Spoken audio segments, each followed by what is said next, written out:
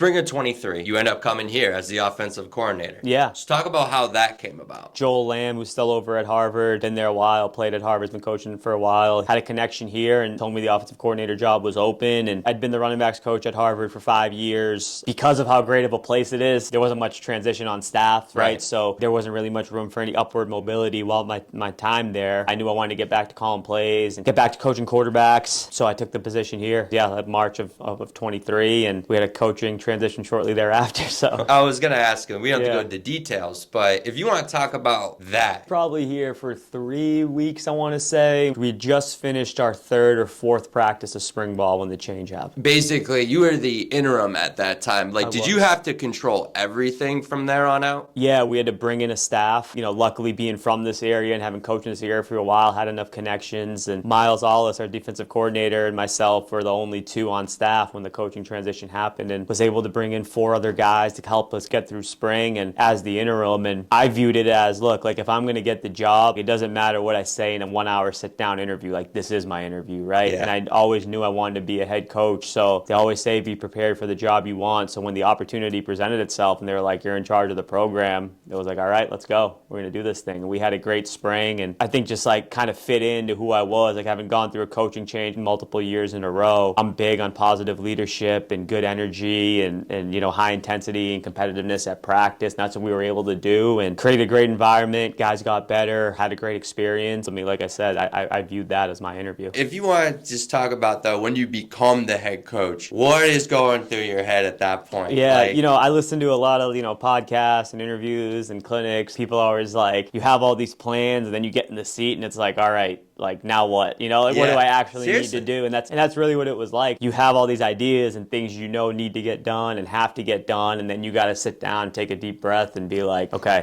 what really needs to get done? What needs to get done, but it can wait a little bit, prioritizing. But I think, like, I never wanted to be in that position and not be prepared. Like, I always had a plan and always was like, whether it's taking notes or keeping a folder on your desktop, however people want to do it, I think it's important. Like, maybe right now you're a GA or an analyst or something, you know, you want to be an OC, like, have that ready to go, right? Maybe you're an assistant position coach, but your goal is to be the quarterback's coach or be the receivers coach. Well, have that position manual ready, have your drills ready, have your teaching strategy ready, right? You obviously, your number one priority is your current job. Like, you need to be great at doing what you're doing and be where your feet are. But I think a big part too is maybe on your downtime is like, you got to start prepping for that job that you want, because you never know when that opportunity is going to present itself. When it first happened, it like kind of take a second to process, and you're like, all right, I'm in charge. Let's go. You know, like it's awesome. And then being able to, you know, tell my family, like, first when I got the interim tag, but when I actually went through the whole interview process over the summer, it was about, I think, June. Vaughn Williams, our AD, came and told me, like, hey, we're going with you. It's your job. Do you want it? After pretty much a month-long interview process, like,